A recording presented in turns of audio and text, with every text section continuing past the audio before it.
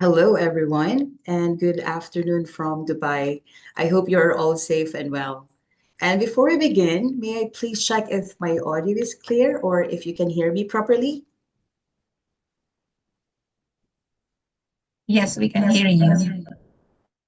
Thank you. And welcome to our 91st live webinar. My name is Kriska, and I am delighted to be here with you all today, together with the TDCC training team. And we are grateful to have you joining us for another meaningful session.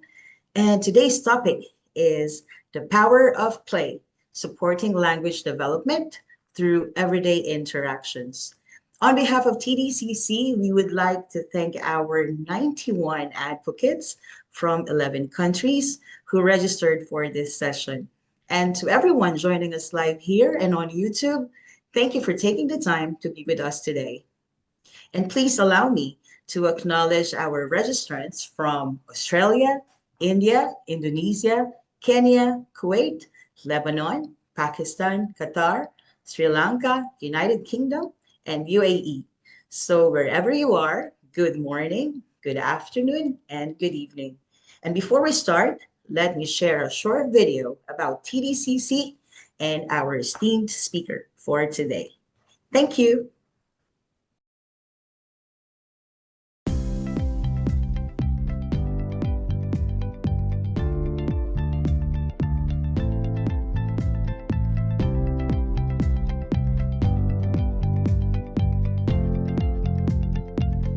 Welcome to the TDCC Community Live webinar. TDCC stands for the Developing Child Center, located in Dubai and Abu Dhabi, UAE, established in 2012. We have been providing personalized support to over 1,000 children. We have over 80 dedicated and committed experts, and we work closely with parents and schools to ensure no child is left behind. We think different, we teach different. We empower, not limit children.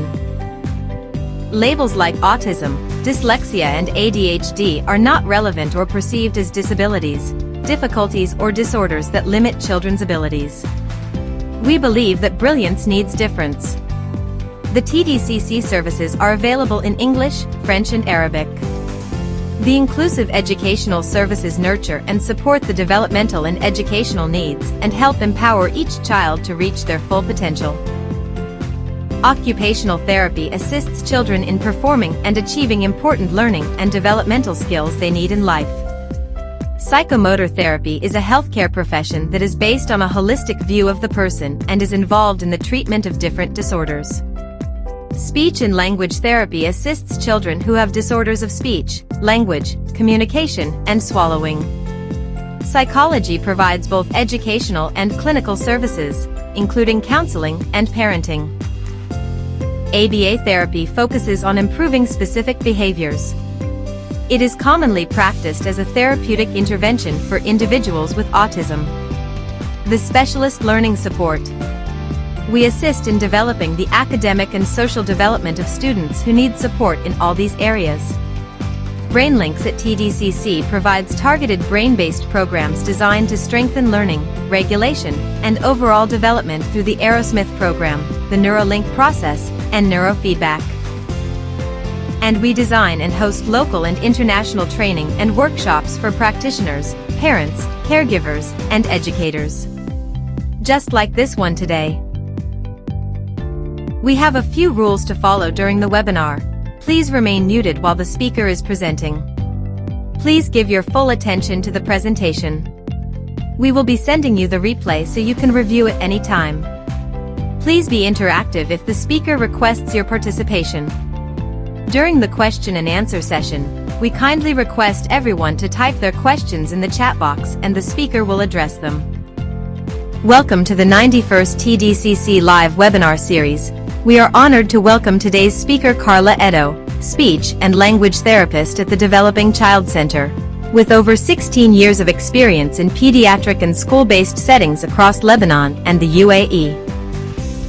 She holds both a master's and bachelor's degree in speech and language therapy and supports children with a wide range of communication and language needs, including autism spectrum disorder, Down syndrome, phonological and articulation difficulties, language delays, learning challenges, and behavioral concerns.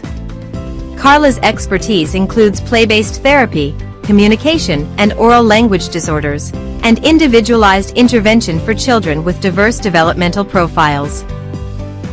She is trained in the LIDCOM program, dysorthography therapy, and the Hanan program for parent training.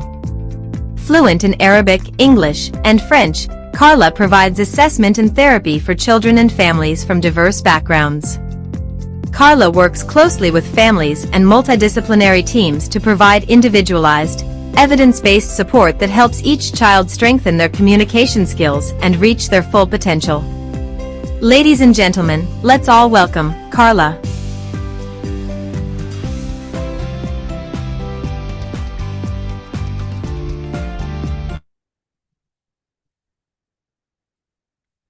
Hi, everyone, and welcome.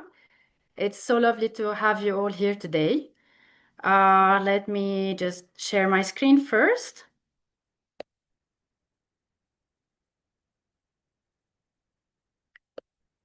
Can you all see it?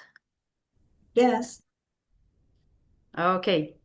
So today's topic is one that I'm truly excited to share with you, and the timing couldn't be more perfect.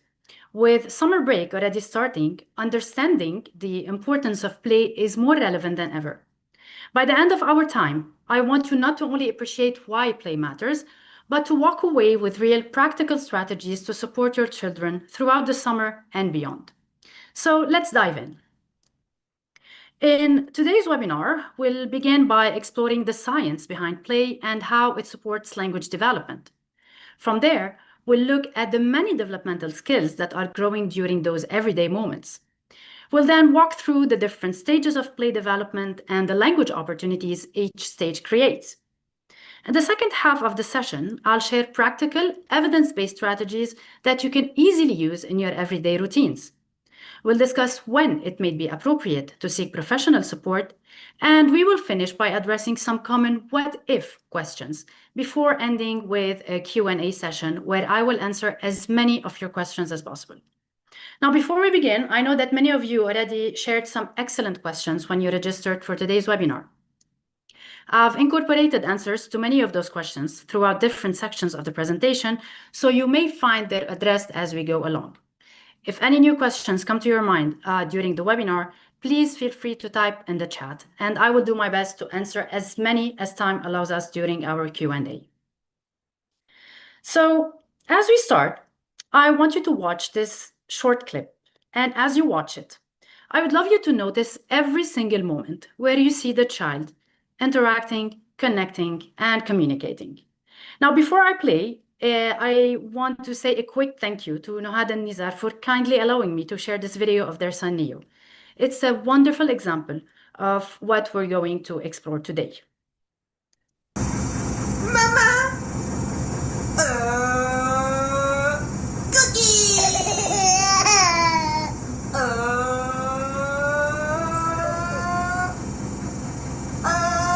Papa! Papa! Cookie! Baba! Okay, so I'll just pause it here. And I want to ask you, how many or what kind of interactive and communication acts did you see in that clip? So if you can just write it down in the chat box.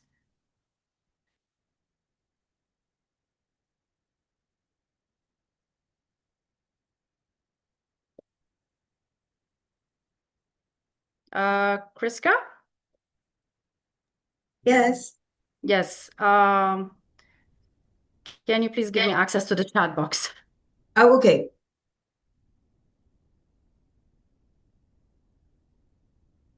There's actually one.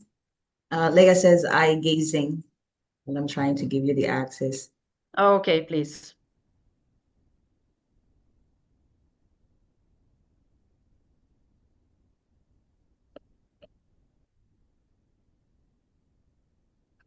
Yeah, that should be working.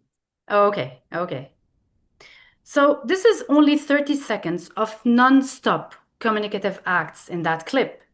The eye contact, the gestures, the vocal imitation, the turn-taking, the checking in, all of it happening in 30 seconds, and all of it during a simple act of play with no physical toys used.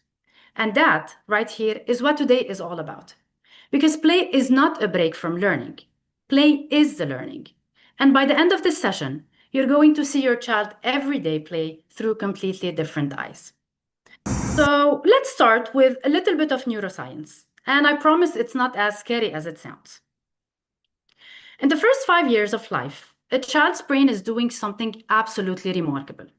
It's forming neural connections, which are pathways between brain cells, as you can see here, at a rate that will never ever happen again.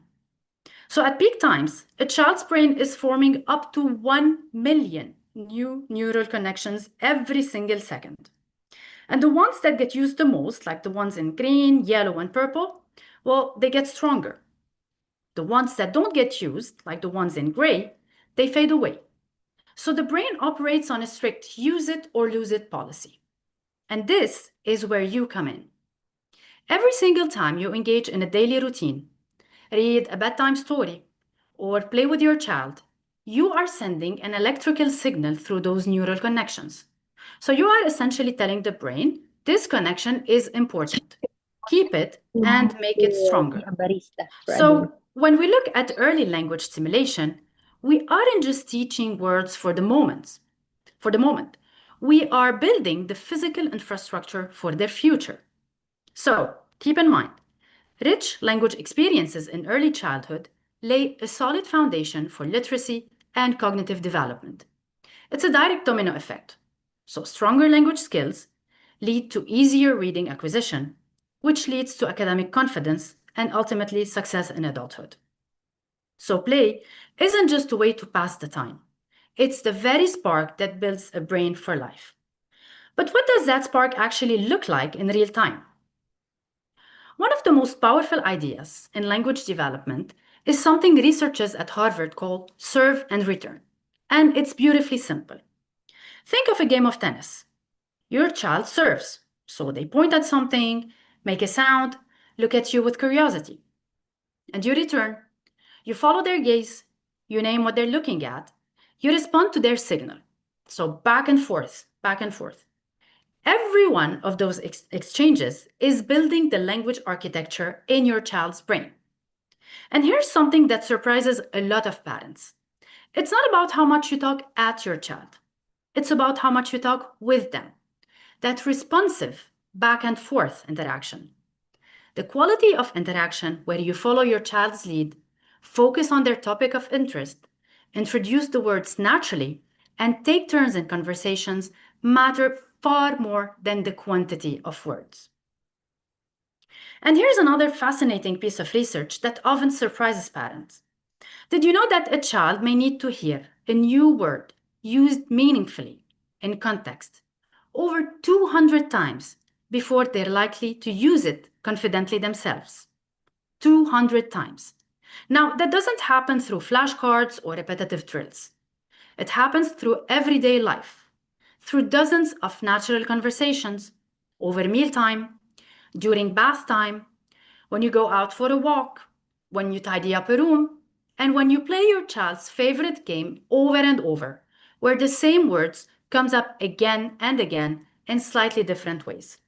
And this is exactly why play is so powerful, because it creates endless opportunities for meaningful repetitions without it ever feeling repetitive. So, for example, imagine your child has never heard the word whisk before. While you're baking together, you might naturally say, I'm using a whisk, or can you hold the whisk, or let's whisk it faster. So your child isn't just hearing the word. They're seeing it, touching it, and using it within a meaningful experience. After enough of these rich interactive moments, the word begins to make sense, and your child will start using it independently. And this process doesn't just happen with the word whisk. It happens thousands of times throughout early childhood. Research consistently shows that children learn vocab through repeated, meaningful, and language experiences especially during responsive back and forth interactions. So think of it this way. Play is the vocab engine. It's the repetition machine that does this work almost invisibly. And because it works so beautifully behind the scenes, it makes us wonder, what else is that engine powering? That brings us to a question I love to ask parents. What do you think you're simulating when you are playing with your child? So I would love to hear your answers. If you can also just type them on the chat box.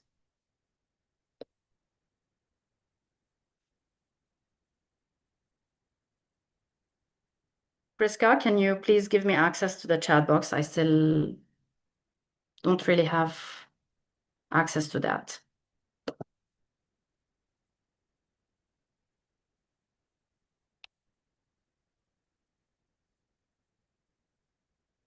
Cognitive, yes. Language. Any other answer?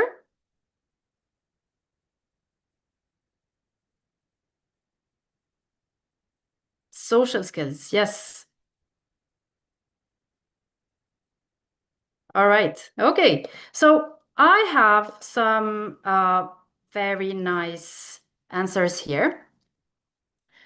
And we can summarize this as the following. When children play, everything develops at once. The language, the motor, the social, and the cognitive systems. So let's talk about something that I think completely changes how we look at play. When we watch a child play, like really watch, it can look effortless, spontaneous, simple. But what's actually happening underneath that moment is anything but simple. Every single time a child plays, they are simultaneously running these 4 major developmental systems at the same time. And those 4 systems are completely connected. So let me walk you through each one. The first one is the motor system. So before a child can play, they need a body that works with them. They need the gross motor skills to run, climb, and jump, but they also need fine motor skills to stack a block or manipulate a puzzle piece. They need body coordination, they need planning, they need posture and regulation of movement to move around and engage physically with others. So motor development doesn't just support play physically, it actually unlocks it. The second one is the cognitive system. Through play, children are constantly exercising their thinking skills, including the attention, the memory, the problem solving, the planning, the flexible thinking, which are the early foundations of executive functions. And these executive functions allow children to stay focused, hold information in mind, control impulses, adapt to changes, and think through situations. So play provides a natural environment where these skills are practiced again and again. Now, think about a child building a tower of blocks. They're not just stacking the pieces, they're planning ahead.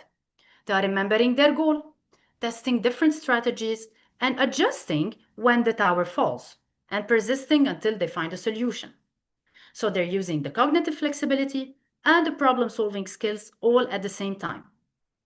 Or think about pretend play. When a child picks up a banana and pretends it's a phone, this is a major cognitive milestone. Their brain is able to hold 2 ideas at the same time. I know this is a banana, and I'm choosing to use it as a phone. This ability, called the symbolic thinking, requires mental flexibility, and it's one of the most important steps in early cognitive development. The third system is the social. Through play, children learn to take turns, to negotiate, to manage disappointment, to read another person's mind or intention, to repair a conflict, to follow rules that aren't their own. And these are not small things. These are the foundations of every relationship they will ever have.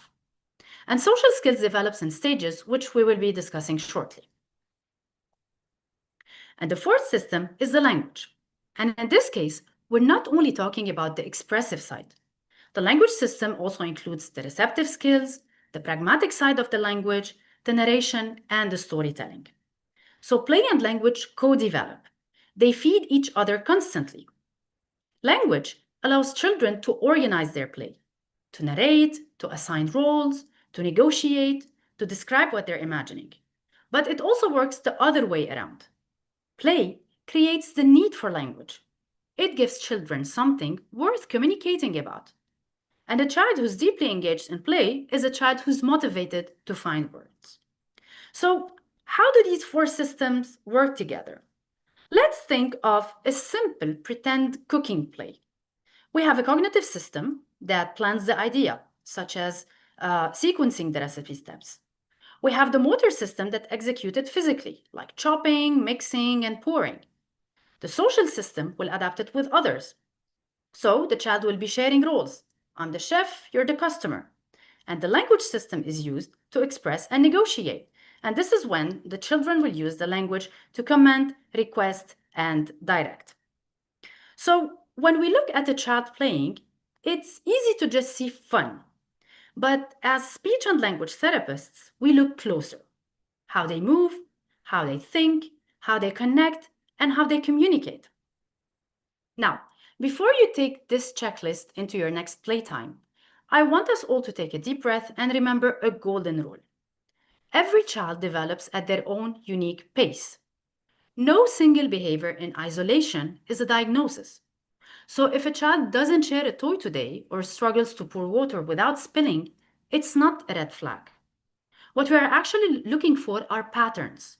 We're looking for things that you notice consistently across different settings, like at home and at school, and how those behaviors evolve over time.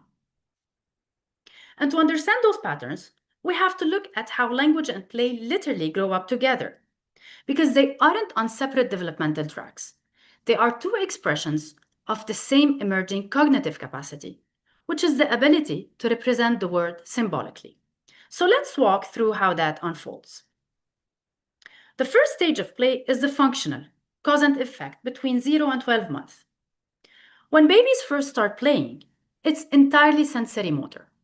So they bang a spoon, they drop a cup and watch it fall, they shake a rattle and hear a sound. This is cause and effect exploration. So I do something and something happens. And here's what's happening with language at exactly the same time. Babies are babbling. They're experimenting with sounds. They're learning that their mouth can cause something to happen too. Like a coo would get them a smile, or a cry would get them a caregiver's response. So both play and language at this stage are functional and tied to the physical world. There's no abstraction yet. Everything is concrete, immediate, and sensory. The second stage is the relational play between 12 and 18 months. Around the end of the first year, something shifts. Children start combining objects in meaningful ways, like they put a cup on the saucer or a phone to an ear. They understand that objects have relationships and purposes. And language mirrors this almost precisely. Children begin to combine meaning units. So the first word emerge. And those words are relational, like the word more or up or gone. So they're not just labeling, they're expressing relationships between themselves and the world. So both developments hinge on the same milestone, the early symbolic understanding. So the child is beginning to hold a mental representation of something even when it's not right in front of them. The third stage, between 18 and 24 months, the symbolic play. And now we get to the really exciting part. Around 18 months, children do something remarkable. They pretend. So a child picks up a banana and holds it to their ear like a phone. A block becomes a car. A doll gets fed with an empty spoon. This is symbolic play, and it requires the child to mentally decouple an object from its literal identity and assign it to a new one. At this stage, actions are still simple, based on familiar routines, and children often involve pretending with themselves first, so they pretend they're doing something. And guess what else explodes at the same age? The vocab. The so-called vocab burst, sometimes 8 to 10 new words a day, happened right alongside the emergence of symbolic play. And this is not a coincidence. The symbolic play supports the vocab expansion because it combines several ingredients known to promote word learning. The first one is the high engagement. Children learn and use words better when they're interested in what they're doing. The meaningful context. New words are connected to actions and experiences rather than just memorized in isolation. The repetition. So the same themes like cooking, playing with a baby, or the superheroes come up again and again. The conversation. Children hear questions, comments, explanations, and new vocab naturally. And the last one is the joint attention. Both adult and child are focused on the same activity, making it easier to connect words to meanings. And importantly, this symbolic play also helps children begin to understand that words can represent ideas, objects, and events even when they're not physically present. And this thinking is a major milestone in language development. Moving on to stage 4, which is pretend play and narrative language between 2 and 4 years. As symbolic play matures, it becomes socio-dramatic play. So children create roles, scenarios, and narratives. Like you be the doctor and I'll be the sick. They're not just using symbols anymore, they are constructing worlds. Language at this stage becomes narrative and conversational. So children begin telling stories, asking why, negotiating meaning with others. They also use the language not just to label reality, but to build one. Their sentences become longer, they use cause and effect language, they use sequencing and character dialogues. And the connection here is profound. Both pretend play and narrative language require theory of mind, which is the ability to understand that other people have different perspectives, different roles, and different knowledge than you do. Now, I would like to ask you, which type of play do you think is the most important one for your child's development? So can you please write down your answers in the chat box?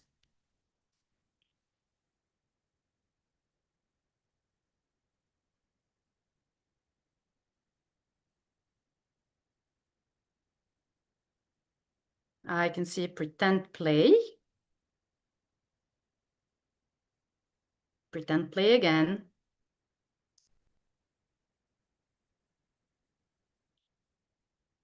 Pretend play one more time. All. Okay. Okay. Well, all types of play. All right. Well, the simplest answer is the following. Any type of play is powerful. I don't know. Okay, so any type of play is powerful as long as it is child-led with a socially responsive play partner, as it provides the richest opportunities for learning.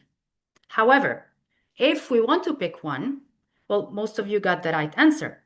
Pretend play is often highlighted because it integrates multiple developmental domains such as language, social skills, executive functions, emotional understanding, and imagination. Moving on, in developmental science, we often talk about social play categories, such as unoccupied, when babies learn through moving their bodies, solitary, where children play independently without interaction, the onlooker stage, where children watch others play with interest but don't yet join in, the parallel, where children play besides others, using similar toys with little interaction, all the way to associative, where they interact and talk without sharing the same goal, and the cooperative play, where a common goal is in common. Like they use imagination and problem solving towards a common goal. However, rather than viewing these as entirely separate milestones, we need to understand that social play types are already embedded within the cognitive stages that we just discussed. So, for example, a child who is engaged in early relational play might sit alongside a peer in parallel play, using objects similarly without direct interaction. Later, as they transition into symbolic and narrative play, the same parallel behavior naturally evolves into associative and eventually cooperative play as language and theory of mind mature. Furthermore, the research emphasizes that play development is non-linear and fluid. So children do not simply graduate from one stage or social type to the next one and leave the previous one behind.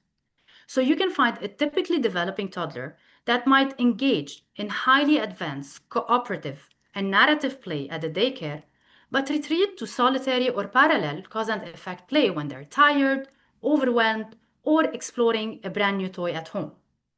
This fluidity is actually a hallmark of healthy cognitive and linguistic flexibility. So how do we take all of this beautiful science and actually bring it into our chaotic summer routines? Well, instead of me just giving you the answer right away, I want to see where your instincts are right now. If you could choose one thing, one secret ingredient to help your child's language grow during play, what would it be? So please feel free to share your answers again in the chat box. Don't overthink it. Once we see what everyone thinks, we'll dive into what the research actually tells us.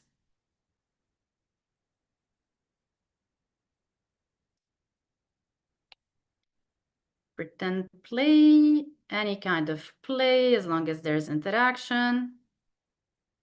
Books.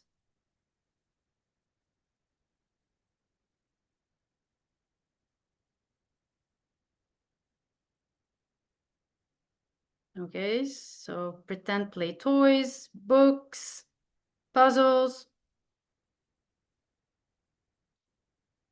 Okay, nice and interesting answers here.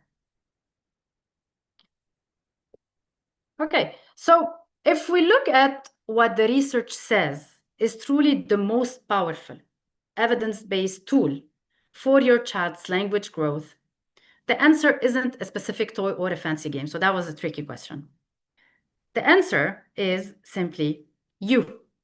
You are the secret ingredient in your child's development. Scientific literature consistently highlights that responsive interactions, the way you follow your child's lead, engaged in joint attention, and provide meaningful language inputs during play is the single most significant predictor of their language success. So your child doesn't need perfect toys to reach these developmental milestones. They need your presence, your engagement, and your ability to meet them where they are in their current stage of play. Now, everything I want to share with you now fits under a framework I use with families. It spells TALK, which I hope makes it easier for you to remember. The first one is tuning in. The most powerful thing you can do is observe and follow your child's lead. Whatever they're interested in that moment, that's your material. Don't redirect. Don't say, no, let's look at this instead. Tune in to what they're doing and talk about that. And this is one of the most important concepts in early childhood, and one that parents often misunderstand. Many believe that they need to teach during play, when in fact, some of the richest learning happens when they just follow, then gently expand on the child's idea. So when we follow a child's lead, we enter their world instead of expecting them to enter ours.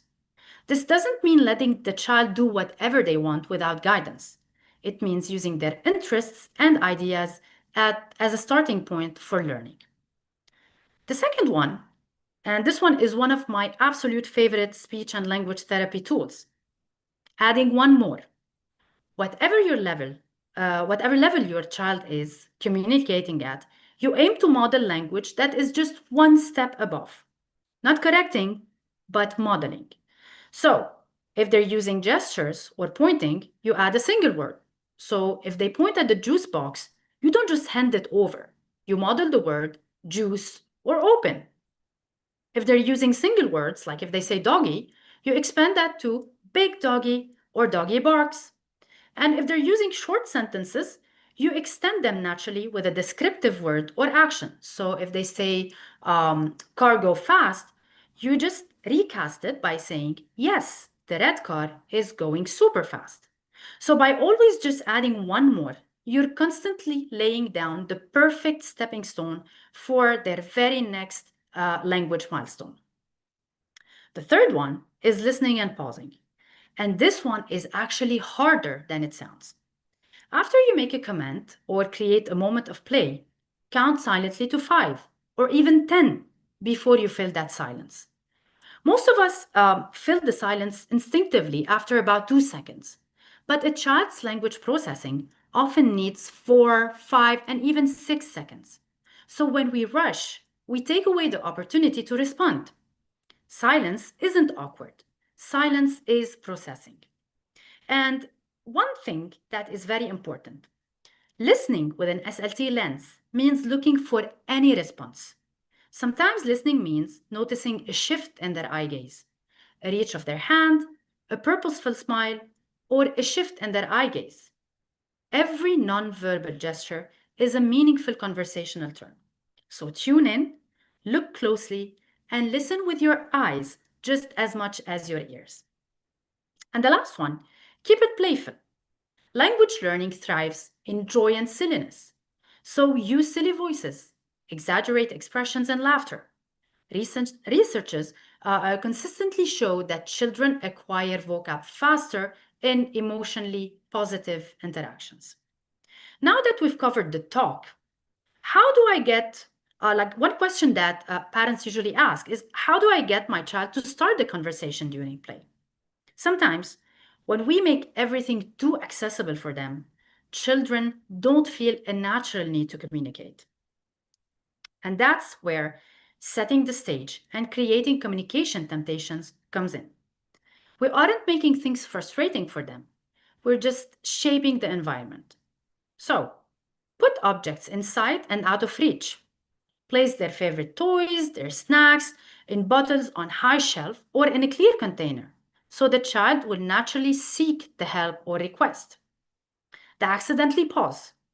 Stop any exciting play action midway, like holding a train on the track or holding the bubble wand up, and wait for a sign, a gesture, or a word to restart. Give bits at a time. Give them their desired toy in like small portions, like 2 blocks at a time, 1 cracker at a time, 1 piece of puzzle, so that they have multiple opportunities to initiate contact. And make silly mistakes. So accidentally give them the wrong item or do something unexpected, like trying to put a shoe on their hand to push them to correct or react. Now, I want to address something honestly here because I hear it from parents constantly. There are a few very natural habits that, without meaning to, actually reduce the language learning opportunities. So let's walk through this. We tend to use the rapid-fire questioning. Instead, let's try to make descriptive comments. Commenting moves the children from an interrogation mode into a natural communication mode. The second one is using background noise. Instead, play in calm environment.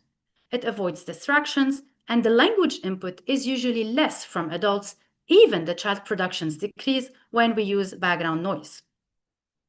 The third one is relying on screens as a replacement for daily interactive play. Instead, prioritize interactive play over passive screen viewing. The passive screen limits the opportunities for natural turn-taking and back-and-forth communication. We also tend to focus on correcting language. Instead of correcting, model spontaneously, because correcting can be frustrating, especially during playful moments. Modeling provides natural language inputs. We also sometimes feel guilty that we aren't playing with them. But it's very important to protect their independent playtime and let them be bored. This will push them to be more creative and to solve problems. And the last one, parents tend to avoid using the native or preferred languages with the child out of fear of delaying their speech. Don't be afraid to expose your child to multiple languages during play and daily routines. Being exposed to multiple languages does not cause speech delays or confusion. It's a strong indicator that when a child uses their primary language, it's a strong indicator for better acquiring a second language. Now, so you do not need to add a new activity to your day or buy fancy toys. The richest language opportunities are already there, built into what you already do. And let me give you a quick tour. Now, to help you put this into practice, I've put a framework of simple activity ideas that you can easily weave into your natural summer routines. We'll look at 4 main zones: at home, at the supermarket, by the pool, and at the playground. And for the teachers here, I have also created a section for play ideas to incorporate during busy classroom schedules. Now, before we look at the specific settings, I want to share a secret that will save your sanity and your wallet this summer. You do not need fancy toys and expensive toys to build language. In fact, the best speech therapy tools are likely sitting in your house right now. So let's look at the at-home routine as a perfect example of how to pivot from buying to using what you have. And these are just small starting points to get you thinking about how to turn daily interactions into language opportunities. For instance, on the guide, you'll see an idea for a pretend kitchen. If you don't have a toy kitchen, please do not go out and buy one. Instead, just open your bottom kitchen cabinet, give your toddler a real metal bowl, a wooden spoon, and some plastic Tupperware. This is actually more motivating for them because they want to do exactly what they see you doing. And you can target the exact same goals using everyday objects. So, language learning happens in the interaction, not in the price tag of the toy. So, your laundry basket, your couch cushion, and your plastic cups are elite speech therapy tools the moment you start using them responsively. So I'll go through that quickly and I'll tell you what we're going to do at the end of the webinar. At the supermarket, instead of, thinking about what to do, you just play guess the item with them, where you just give them clues. You'll be targeting the critical thinking, the descriptive reasoning, the deductive reasoning, and the descriptive vocab. We can create a meal together where we can ask the child to help choose ingredients for dinner. So we will discuss what we need first, next, and last, and we can count how many items are needed. We will be targeting the temporal sequencing, the executive language planning, the numerals as well. At the park, we can stop at interesting spots and build stories together. We can take turns narrating each other like sport commentator. We can collect leaves, stones, and barks. We can describe, we can sort them, and we can make a natural museum. At the pool, we can bring small objects and predict before testing. We can give multi-step water challenges to target the listening comprehension, the sequencing, and the memory. And while playing, we can build an imaginary undersea world together to target the symbolic play, the dialogue, and the narrative. Up until now, we've been looking at play ideas that families can easily do during the summer. The reason I chose these examples is because we often think that supporting language requires special activities or a lot of preparation. But actually, the best language learning moments happen during everyday routines. But I know that many of you joining us today are not only parents, we also have teachers and LSAs. And for you, the question might be, how do I take these same principles and apply them in the classroom setting? The good news is that the same ideas that work at home also work at school. So play does not stop being important when children enter the classroom. In fact, the classroom provides even more opportunities because children are playing alongside peers, negotiating, sharing ideas, solving problems, and using language in real social situations. So before we finish, I want to share some simple ways teachers and LSAs can intentionally support language through play during the school day, especially within the group activities and classroom centers, without turning play into another structured lesson. So let's start with one of the easiest places to begin, small group play. So whether it's Play-Doh, craft, sensory activities, or building activities, these moments naturally create opportunities for children to communicate, make choices, and interact with others. The adult's role here is not to take over the play or direct every step. Instead, it's to join the child's world, observe what they're doing, and use that moment to model and expand the language. Because I know how chaotic summer can get, I don't want you to worry about memorizing all of this. At the end of our webinar today, I will be sharing a QR code that links to a comprehensive, downloadable summer activity reference guide. It features tailored naturalistic play ideas for all the settings we mentioned: the home, the supermarket, the pool, the park, and at school. You can save it to your phone and keep it handy as a quick reference guide all break long to keep learning easier, natural, and more fun. Now, I want to take a step back because everything we've talked about today, the vocab, the communication, the interaction strategies, it all lives inside something much bigger, and I think it's important to name it. When children play, they're not just learning to talk, they're learning to be human. So next time you're on the floor playing with a child, it isn't just entertainment. And when you look at your living room and see a total mess, remember, those couch cushions and laundry baskets aren't clutter. They are the active scaffolding of your child's language, social, emotional, and cognitive growth. Now, before we close today, I want to take a few minutes to talk about something that I think every parent in this room has probably wondered at some point. Is my child doing okay? And I want to start by saying you know your child better than anyone. The fact that you're here, that you showed up for this today, that you care enough to learn about how your child plays and communicates, that already tells me something important about you as a parent. But I also know that sometimes information like what we've shared today can bring things to the surface. You start watching your child differently. You notice things, and sometimes that quiet feeling that something might be a little off doesn't go away. So always trust your instinct. It's data. The parents who were right about their child almost always knew first, before any professional, before any assessment, and before any report. They just had a feeling and they didn't know how to name it. So I want to say this clearly. Your instinct about your child is not anxiety. It's information, and it deserves to be taken seriously. And finally, the earlier we identify a difficulty, the more we can do about it. Early support, when it's needed, changes the outcome. This is not an opinion. This is what the research tells us consistently. So what are we actually looking for? What are the signs that it might be worth reaching out to a professional? And I want to be very careful here because I'm not giving you a diagnostic tool. What I'm giving you is a list of things worth paying attention to. Things that, if you notice them consistently over time across different settings, are worth a conversation with a professional. So on the language side, consider reaching out if your child is not using any word between 15 and 18 months, if they're not combining two words together by the time they're 2, if their speech is very difficult to understand, not just for strangers, but also for you past the age of 3, and if they have difficulties understanding the language.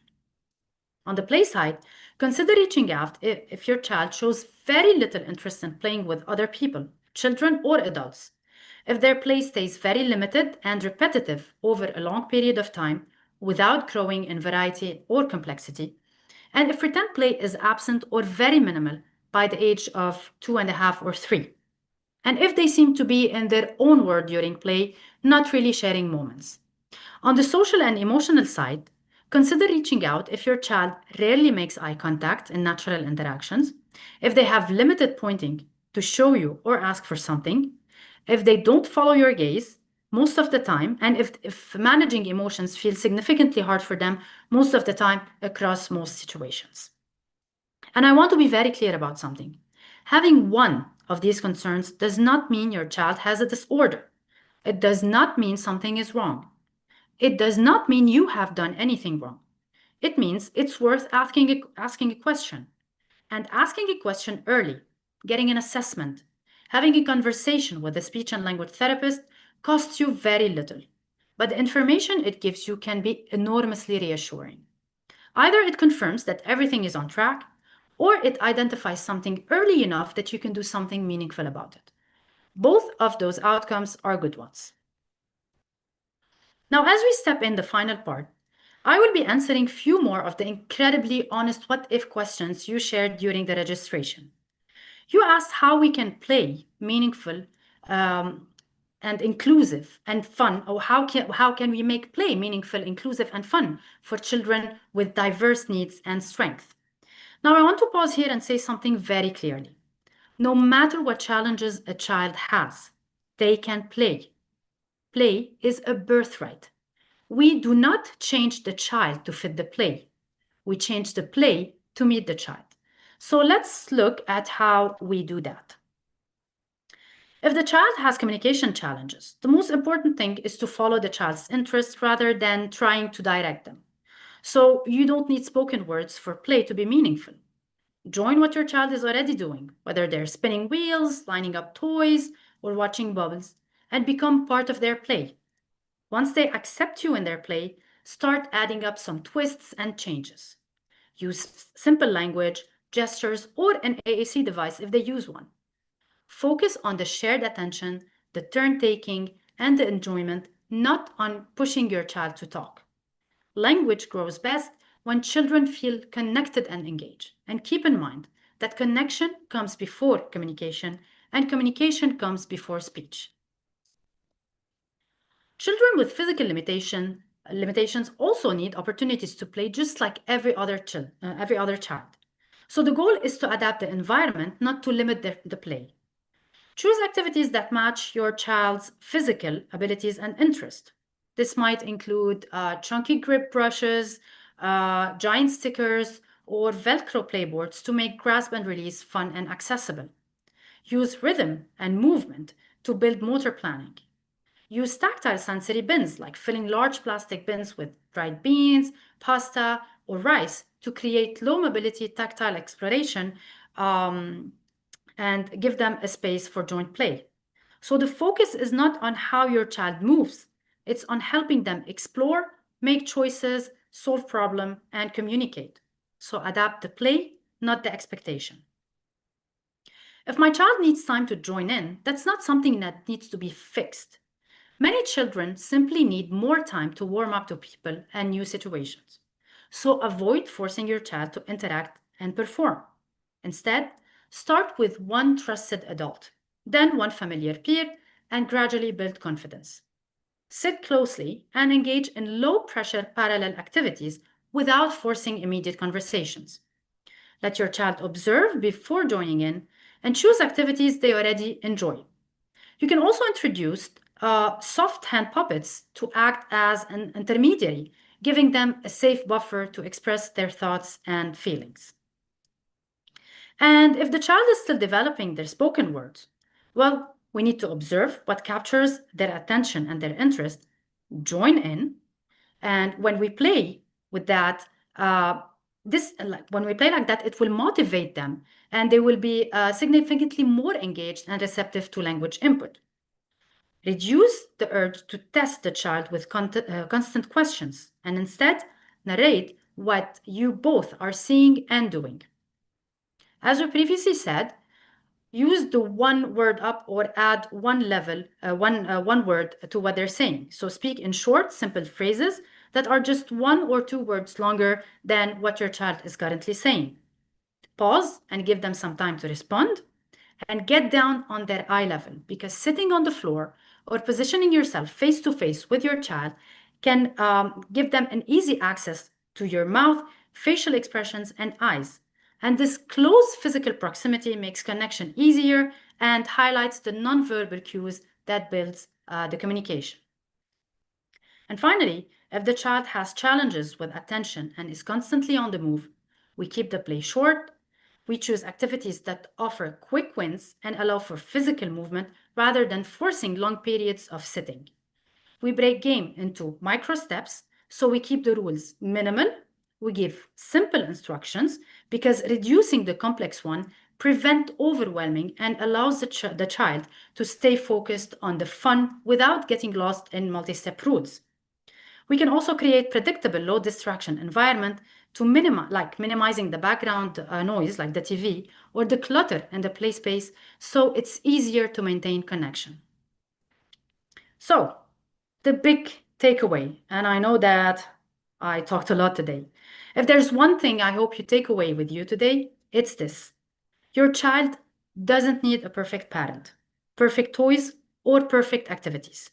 They simply need someone who's present, responsive, and willing to play. Those ordinary moments you share today are quietly building the person they will become tomorrow. Thank you so much for spending this time with me today. Now, please feel free to scan the QR code on the screen to download the Play Activity Guide, and please feel free to drop any question into the chat box.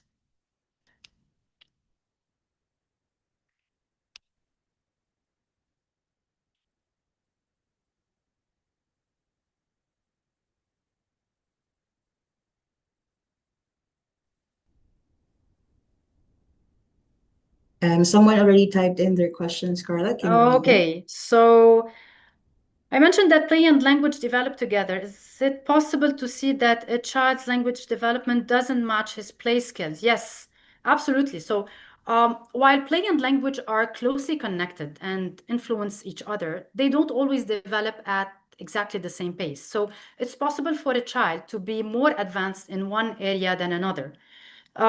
So we previously talked about the 4 systems that work together: the motor, the cognitive, the social, and the language. These systems are connected, but they don't always develop evenly. So one system might be stronger, and while the other one needs more support. So you might see a child who has excellent pretend play skills, can create stories and solve problems, but he still struggles to express those ideas with correct spoken language because of language challenge. So, or like for another example of a child who has advanced vocab and he knows many facts, but he struggles to engage in collaborative play with peers or adapt their ideas. So in this case, the challenge may not be the language itself. It could be related more to the social communication and the cognitive flexibility. So we never just judge a child's development based on just one skill. So we look at the whole child to see how they play, how they think, how they move, and how they regulate their emotions to see what exactly they need support with.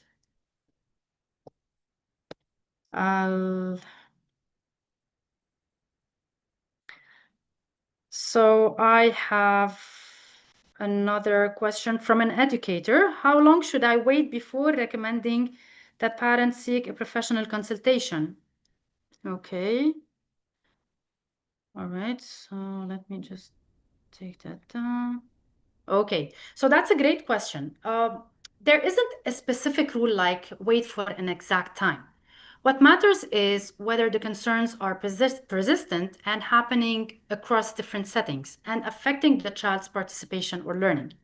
Now, in theory, the general guideline in early childhood development is to wait between 2 and 3 months of consistent observation and support. However, rather than focusing purely on a fixed calendar date, I always recommend looking at some factors, like if the child is responding to the targeted strategies that we previously mentioned. So if we're applying those strategies, we're using visuals, we're reducing the multi-step instructions, we're pairing them with peers during play for, let's say, 4 to 6 weeks, and we see little to no shift, well, that indicates that we should suggest a specialist consultation. In some cases, challenges result from changes, and the childs just need time to adapt. And this usually happens when big changes happen, like having a new sibling, changing houses, or simply when a child enters a new academic year, because they need time to learn expectations and adjust to the changes. So if their overall development like challenges, they persist beyond those initial 4 to 6 weeks of consistent and rich exposure, then it suggests the difficulty isn't just transitional, and again, it's worth doing a consultation.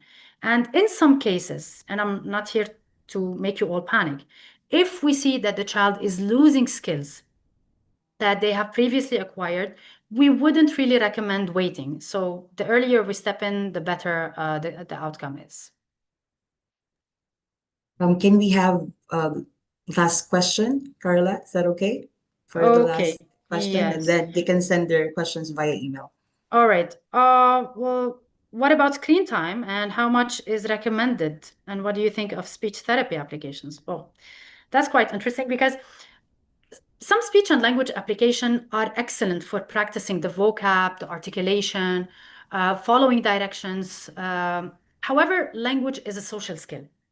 So children learn to communicate by taking turns, reading facial expressions, repairing misunderstandings, negotiating, and responding to other people's ideas. And an application cannot fully teach those skills. So children learn language best through responsive interactions, not by interacting with a screen alone. So now, if your child enjoys a speech application, use it for like 10 to 15 minutes, then take the same skill off the screen. So if the application is teaching them the animal names, get out the toy animals. If it's teaching them turn taking, play board games after that. So the real learning happens when children use those words and skills with other persons. Now, you asked about how much time can children use screen. I always recommend following the American Academy of Pediatric, the AAP guideline, which states that under the age of 18 months, no screens at all, except for video chatting, because anyway, there's interaction through that. Between 18 and 24 months, introduce screens, choose high quality content for like 30 minutes maximum per day, and watch it together with your child. And between 2 and 5 years, limit the screen time to only 1 hour per day, but make it highly interactive. So watch together, ask questions, repeat fun words, pause, and you can act out also what you already watched.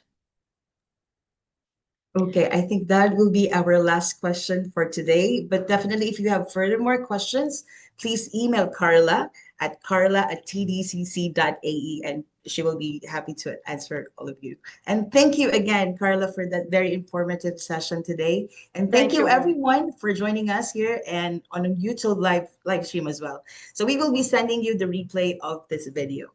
And please stay tuned now for the TDCC announcement, including the next webinar schedule that we have. Thank you again, Carla. Thank you, Thank you, everyone. everyone.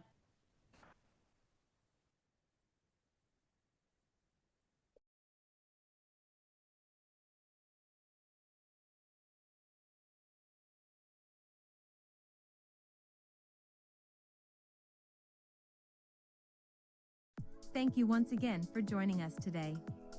Before we conclude, we would also like to take a moment to share some of the services, programs, and upcoming initiatives available at the Developing Child Center. Upcoming webinar series. As part of our continued commitment to raising awareness, promoting education, supporting child development, and empowering families, TDCC continues to present insightful webinar topics led by expert speakers and practitioners. Our summer camps are now open for registration. Our Inclusive Education Summer Program offers 7 weeks of engaging activities designed by specialist educators, speech therapists, and occupational therapists. Our 3-week phonics summer camp uses evidence-based multisensory strategies to strengthen reading, spelling, decoding, and confidence, led by dyslexia specialist Zara Mirza. Our play-based speech and language intensive summer camp supports children's communication, interaction, and language development through purposeful play. Our core educational programs. Beyond our webinars, TDCC also offers a range of educational and therapeutic programs designed to meet the unique needs of every child. Early Intervention Program. Our Early Intervention Program in Abu Dhabi supports young children in building essential developmental, communication, social, and learning skills during the most important early years of growth. Intensive Educational Program in Dubai. Our intensive educational program provides structured and individualized support for children who need focused intervention to strengthen their learning, behavior, and school readiness skills. The program offers Early Intervention Program, School Readiness Program, and Life Skills Program guided by our multidisciplinary team. Psychology and Family Support Services. At TDCC, we also understand the importance of emotional well-being, behavior, and family guidance in a child's overall development. Psychology services. Our psychology services help children and families better understand emotions, behavior, development, and mental well-being through professional guidance and support. Educational psychology. Our educational psychology services help identify learning needs, cognitive strengths, and challenges so children can be better supported in school and beyond. Parenting services. Through our parenting services, we empower families with practical strategies, guidance, and support to help them confidently navigate their child's developmental journey. Counseling for children, teens, and adults. We also offer counseling for children, teens, and adults, providing a safe and supportive space to work through emotional, behavioral, social, and life challenges at every stage. Social, emotional, and behavioral assessments. Our social, emotional, and behavioral assessments help identify the emotional and behavioral factors affecting a child's daily functioning, relationships, and success at home or in school. Comprehensive assessments. To better understand each child's individual needs, TDCC also offers a range of specialized assessments. Multidisciplinary assessments.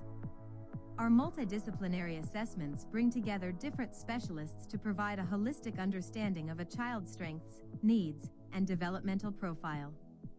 Developmental assessments. Our developmental assessments help identify a child's progress across key areas such as communication, motor skills, social skills, and learning. Dyslexia assessment. This assessment helps identify signs of dyslexia and provides valuable insight into a child's reading, spelling, and language-based learning needs. Speech and language therapy assessment. Our speech and language therapy assessment looks at a child's communication abilities, including understanding, speaking, listening, social communication, and speech clarity. Occupational therapy assessments. Our occupational therapy assessments help identify challenges related to sensory processing, motor skills, attention, coordination, and everyday independence. Sleep assessment and intervention program. This program helps identify sleep-related challenges and provides practical strategies to support healthier sleep routines and better daily functioning. Psychomotor therapy. Psychomotor therapy supports the connection between movement, emotions, behavior, and learning. Through guided activities, it helps children strengthen body awareness, coordination, emotional regulation, confidence, and overall participation in everyday life. Speech, language, and communication support. Communication plays a vital role in every child's confidence, learning, and connection with others. That is why TDCC offers a range of services to support speech, language, and communication development. Speech and language therapy. Our speech and language therapy services support children in developing communication, understanding, expression, articulation, and social interaction skills. Feeding therapy. Our feeding therapy supports children who experience difficulties with chewing, swallowing, food acceptance, or mealtime routines in a supportive and gradual way. Play therapy.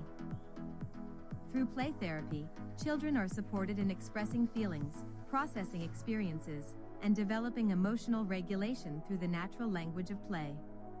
Occupational therapy and daily living support.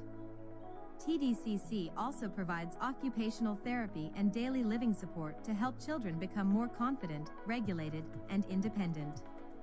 Occupational therapy. Our occupational therapy services help children improve the skills they need for daily life, including play, learning, motor coordination, attention, and independence. Sensory integration therapy. Through sensory integration therapy, children who have difficulties processing sensory information can become more regulated, focused, and comfortable in everyday settings. Handwriting program. Our handwriting program helps children strengthen the fine motor, visual motor, and coordination skills needed for clearer and more confident writing. Toilet training program. Our toilet training program provides structured support to help children build readiness, confidence, and independence in toilet training. Listening therapy. Our listening therapy is designed to support attention, auditory processing, communication, and learning through targeted listening-based intervention. Tinnitus therapy. We also offer tinnitus therapy, a sound-based intervention that supports listening, attention, language, emotional regulation, and overall brain development. Specialized therapeutic interventions. For children who may benefit from more targeted intervention, TDCC also offers a number of specialized therapeutic services. The Aerosmith Program. An evidence-based cognitive training program that strengthens the brain's learning functions to create lasting change. It is done online and available for children, teens, and adults. Neurofeedback therapy. Our neurofeedback therapy helps train the brain toward healthier patterns that can support attention, regulation, emotional balance, and overall functioning. Neuralink process therapy. Our Neuralink process therapy supports brain-body connections that can positively influence regulation, learning, attention, and emotional development. ABA therapy. Our ABA therapy uses evidence-based strategies to support communication, learning, behavior, social skills, and everyday independence. Educational therapy. Our educational therapy provides individualized support for children who need help with learning skills, academic confidence, and school-related challenges. Dyslexia and Dysgraphia Intervention Program. This supports children with reading and writing difficulties through targeted intervention that builds stronger literacy and written expression skills. Summer Intensive Program. During school breaks, our Summer Intensive Program offers focused support to help children continue progressing in key developmental and academic areas. Phonics Boot Camp. And through our Phonics Boot Camp, children can strengthen foundational reading skills by building confidence in sounds, letters, decoding, and early literacy. Parent and caregiver empowerment. At TDCC, we believe that empowering families is an essential part of every child's progress. Caregiver training. Our caregiver training equips parents and caregivers with practical tools and strategies to better support a child's development in everyday routines. Empower Me program. Through our Empower Me program, families receive knowledge, guidance, and hands-on support tailored to their child's unique needs.